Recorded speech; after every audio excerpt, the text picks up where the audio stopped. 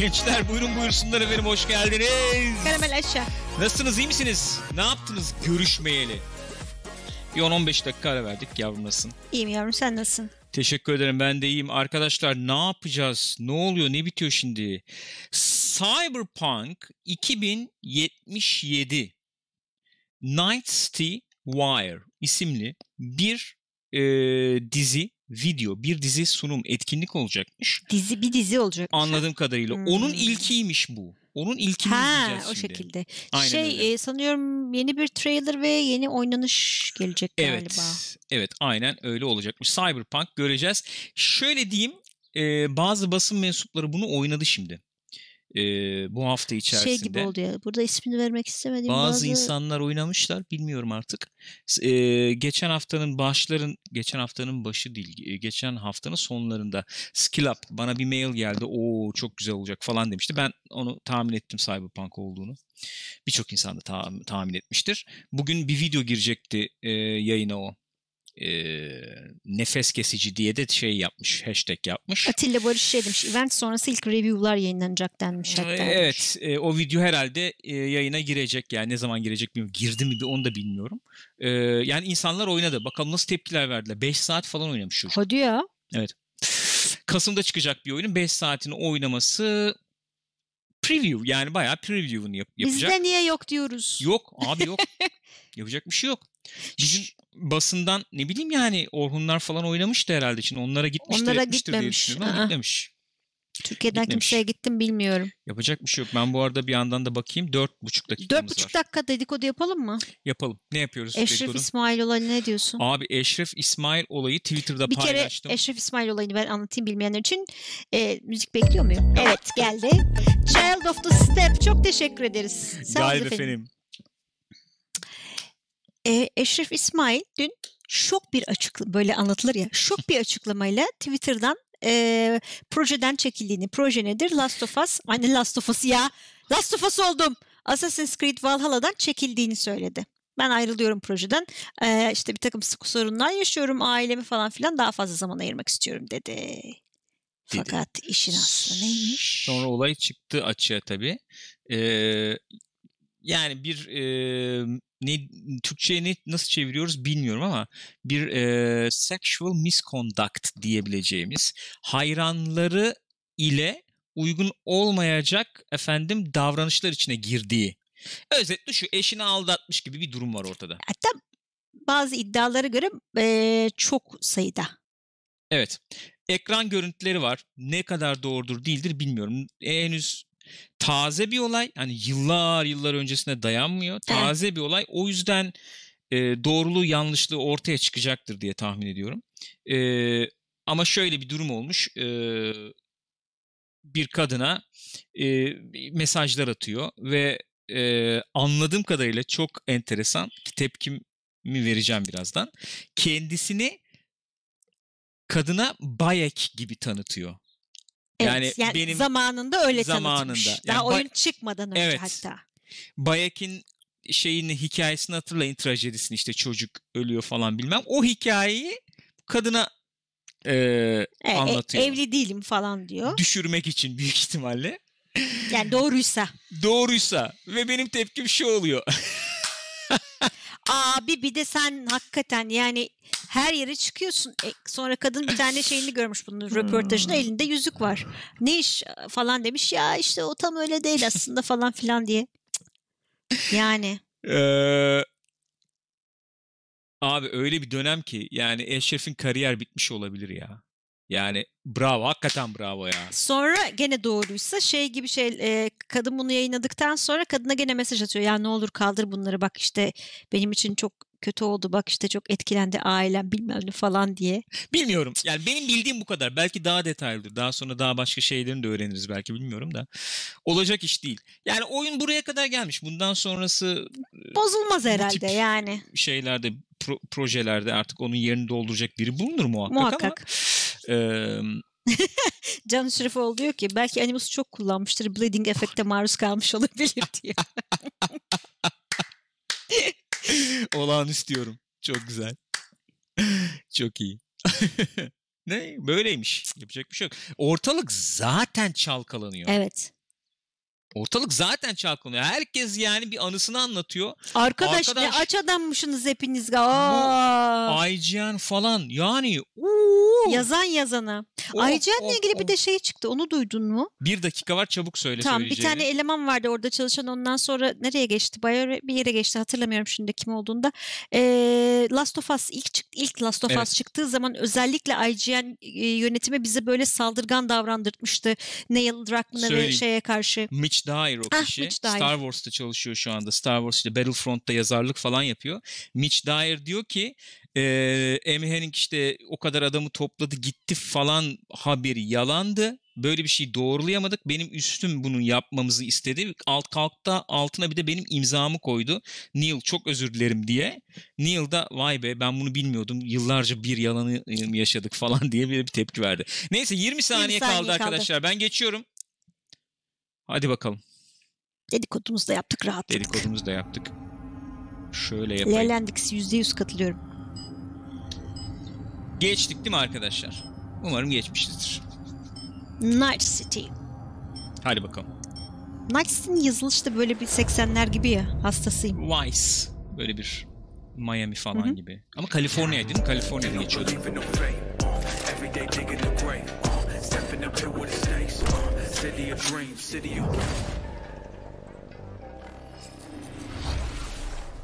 Hello and welcome to this, the very first episode of Night City Wire, a brand new series from us at CD Projekt Red where we'll be talking about all things Cyberpunk 2077.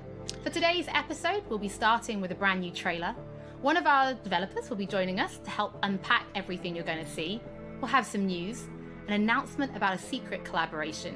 We'll be taking a look at some brain dance gameplay and welcoming back our developers just to have a chat about everything you're going to see. Bir dizi sunumun ilki olacak. But there is one more sonuçta. Media Gizli bir all over the birliktelik de world have been getting açıklayacaklarmış hands-on burada. with Cyberpunk 2077, and when this episode finishes, you'll be able to go and check out exactly what they thought. Trailer göreceğiz. So, Bir geliştiriciyle konuşacağız. It is Oynanış oynanış göreceğiz. Trailer, and after that, our lead quest designer Pavel Sasko will be joining us.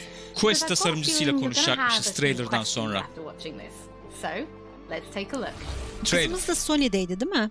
Aşağı in Karamel. Evet. Holy miydi ismi? Evet. Love this town. The city of endless opportunity. Ready to get your cherry popped? Yeah, come on. City like any other, just bigger. Nah, mano, not just any other city. Legends are born here. The major leagues. We're only here because Dex is pulling the strings. Doubt that puts us in the same league as them. But we are. They just don't know it yet. But if you got the cojones and you know how to use them, you can do damn near anything. Unless you catch a bullet. Even then, you go out with a bang, right? You know, you can make heaps more eddies as a motivational speaker. Yo, Mr. V, a pleasure. So what's the gig, Dex?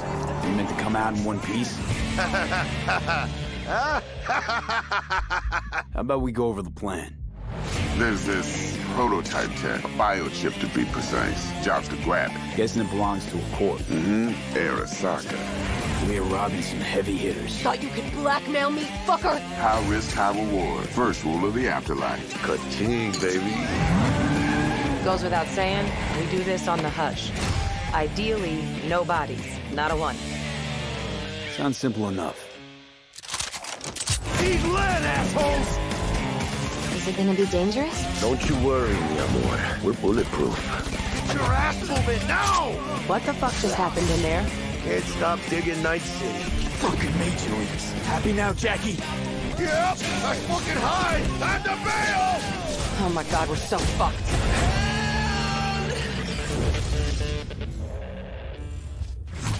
Yeni mekanlar gördük. Çölmöl gibi. Can't risk it, V. And you, who are you?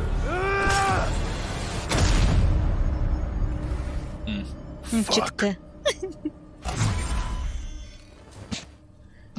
Bayağı aksiyon So the gördük. trailer contains footage from the game's prologue only, but there was an awful lot in it. So Pavel, Sadece why don't prolog. you try and help Çoğu us unpack prologdanmış. everything Evet. that we just Şimdi saw? anlatacak Oh arkadaş. yeah, I mean, absolutely, I can try. So, what you have just seen is only the prologue of the game. So Sadece the prolog. awesome stuff is only happening Oyunun sadece ön sözü.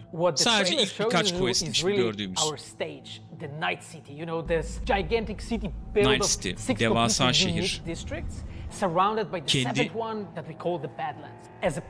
Badlands diye bir yer varmış efendim. Kendine has bölgeleri varmış Night City'nin.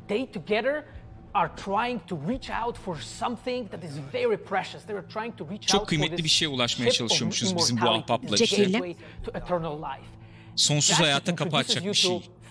Ölümsüzlük gibi bir şey peşindelermiş.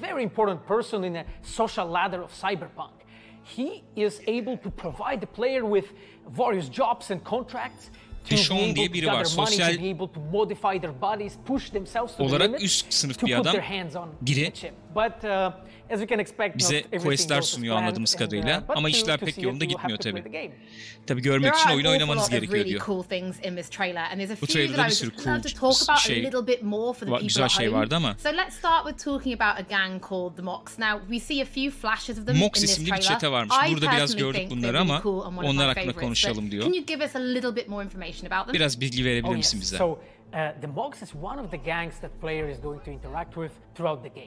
Oyun boyunca iletişime geçeceğimiz çetelerden biriymiş bu.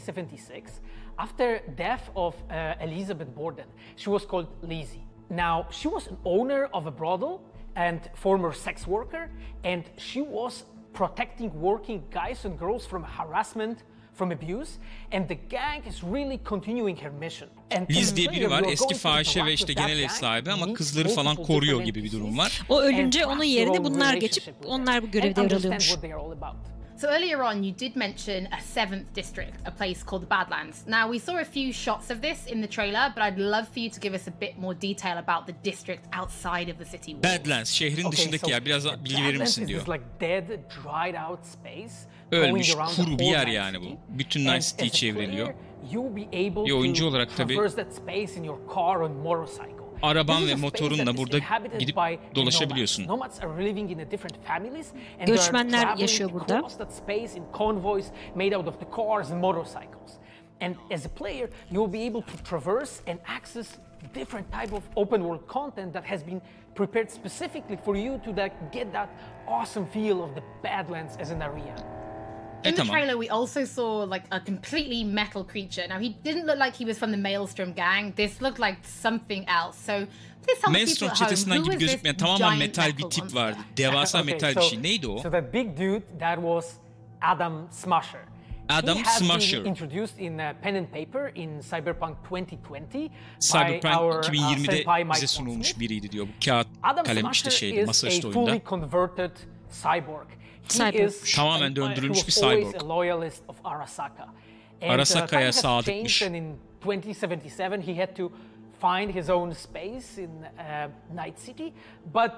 Kendi yerini bulmaya çalışıyor Night City'de. Ama oyunda göreceksiniz tabii diyor. In this trailer, we do see some flashes of a Ripper dog called Victor Vector. I think if people have watched our previous gameplays, they might remember him. But I'd really like önceki oyunlardan hatırlayabileceğiniz Vector diye biri var. About what Ripper dogs are and how they'll be interacting with them when they play Cyberpunk. So, Ripper dogs in our game, they are surgeons. They are like a specific type of cerrah gibi diyor. In the social ladder of Cyberpunk.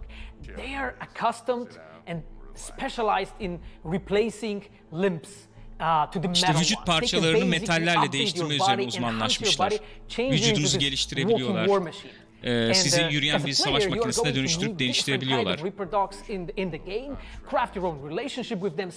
Onlarla ilişki kurabiliyorsun tabii oyun içerisinde. Hikaye için önemli karakterler.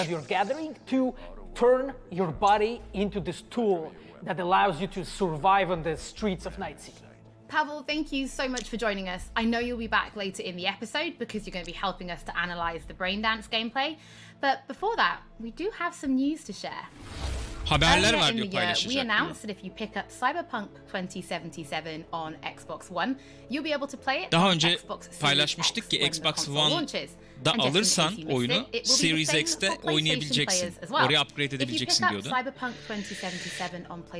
Eğer PlayStation 4'te alırsan oyunu, PlayStation 5'te de oyun konsol çıkınca oynayabileceksin. Ama hepsi bu değil. Xbox Series X, PlayStation 5 için bedava bir update olacakmış ama daha sonra paylaşılacakmış detayları. Braindance oynanışına bakış açacağız birazdan. Bir şey daha varmış. Bir şey daha varmış paylaşacağımız. Gizlice çalıştığımız, üzerinde çalıştığımız bir şey var diyor uzun zamandır.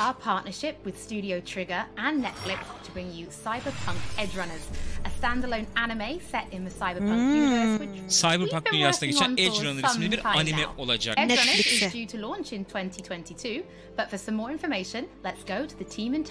2022'de mi çıkacakmış? Öyle dedi, ben de öyle anladım. Hi, my name is Saya Elder. I am the Japan-based producer for Cyberpunk Edge Runners. Japonya'daki prodüsermiş Cyberpunk Edge Runner. Evet. To put it in the words of the Cyberpunk universe. We are a game company. We are a bunch of nerds, and wherever there are nerds, there's going to be anime fans. So it was always a dream for us to make oyun şirketiyiz. Bir sürü nerd var bünyemizde. Nerd olunca animesiz de olmaz tabii diyor. Olabiliyor aslında. A recreation of the game. Cyberpunk Edge Runners is a standalone story set in the same universe. Cyberpunk dünyasında evrende geçen ayrı bir hikayeymiş Edge Runner.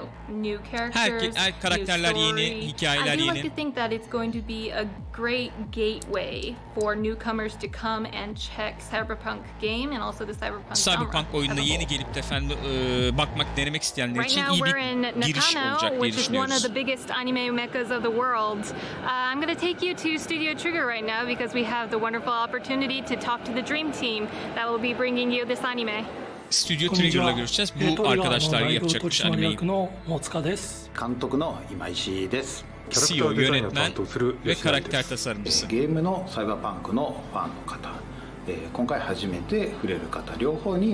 Oyunla çok aşinalığı olmayan, ilişkisi olmayanların da eğlenebileceği bir şey olacak diyor. Cyberpunk türü diyor, biz diyor tabii gençken ortaya çıkmış bir tür diyor. Bu türde bir şeyler yaratabilmek tabii yıllar sonra çok heyecan verici. Trigger'ın bu 10. yıl dönümü ve çok iyi bir ekip topladık biz bu iş için.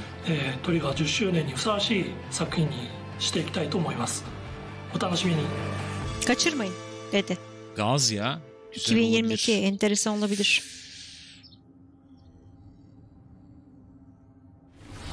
Now it is time to show you some gameplay of oynanış izleyecekmişiz. Braindance you'll experience when you play Cyberpunk 2077.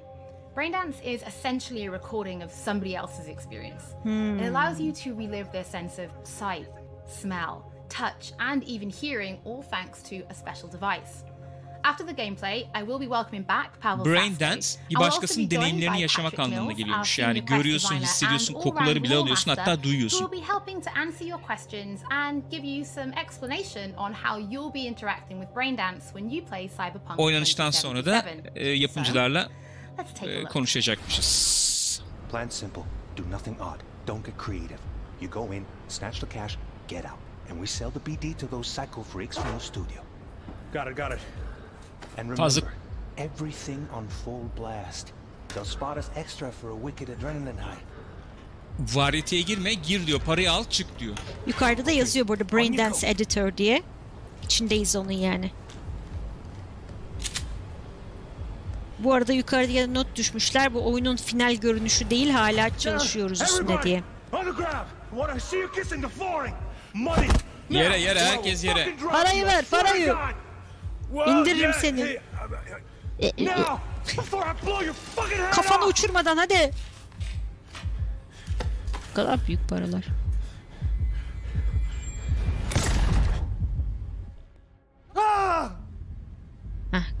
Şimdi çıktık, kendimize döndük. Sakin ol, nefes al. Hiçbir şey olmadı. Hayattasın, gayet iyisin. Of. Ya adamın acısını, stresini, her şeyini hissettim. umudunu hissettim. Oha. Bir şeye bulanmış umut. Daha önceden bir şey kullandı herhalde, ilaç aldı herhalde. O yüzden böyle hissetmiş olabilirsin. Editing moda geçelim diyor. Kurgu modu.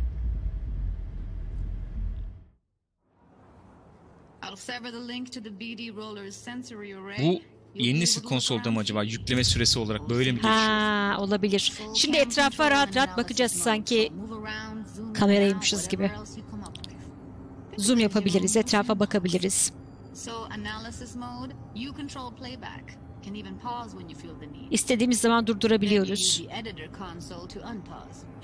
Bir nevi Batman dedektif gibi mi? Oluyor.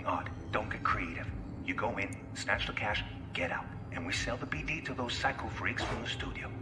Got it. Dream as hell, right? Well, that's not all. You can speed things up or rewind. Hızlı ileri sarabiliriz, ileri geri yapabiliriz. Rewind, roll it back to the top.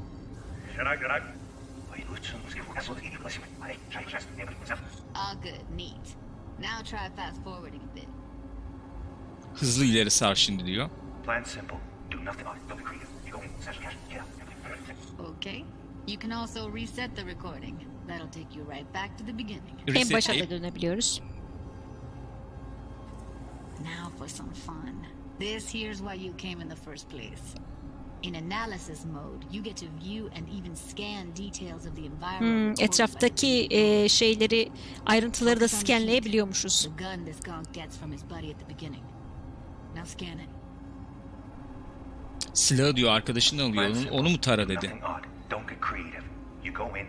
Galiba öyle dedi. Silahı tara dedi, evet. Okay, right here. Excellent. Let's move on. Now heads up. In analysis mode, analiz modunda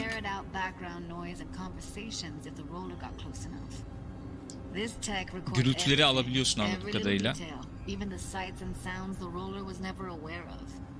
To see the sources of the recorded sensory signals, switch to the audio layer in the editor. Yani orada olan kişinin fark etmediği sesleri falan dahi alabiliyoruz. Onları da analiz edebiliyoruz diyor. Ses izleri orada. Onlardan birini seçip bakıyorsun işte nedir ne değildir diye. Görmüyoruz ama bak dikkat et yani oraları. Evet. Karanlık. Sadece ses. Hoşuma gitti. İlerliyoruz şimdi.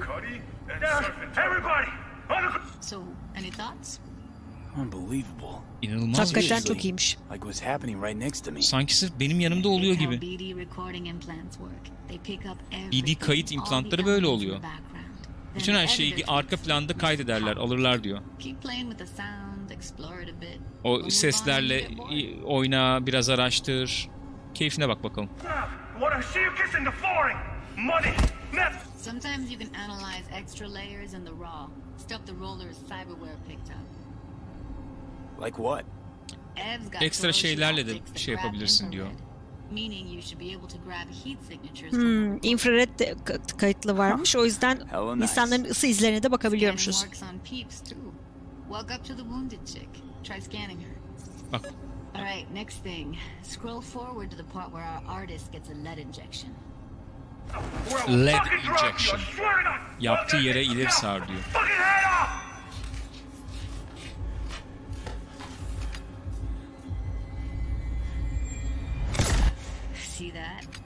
LED injection dedi vurulduğu an anlamında anladım. Here it comes. My favorite part of the game. See the blinking thing over the entrance? Surveillance cam. Ha, kamera varmış şeyde. Kim vurdu onu da görebileceğiz. Atışı yapanı yakalaması lazım kameranın. Çocuğun bakış açısındayken ki bir yere gel, ondan sonra onu tara diyor. Orada çünkü şey varmış, evet. Kamerayı oradan görebiliriz dedi. Enhance. Blade Runner.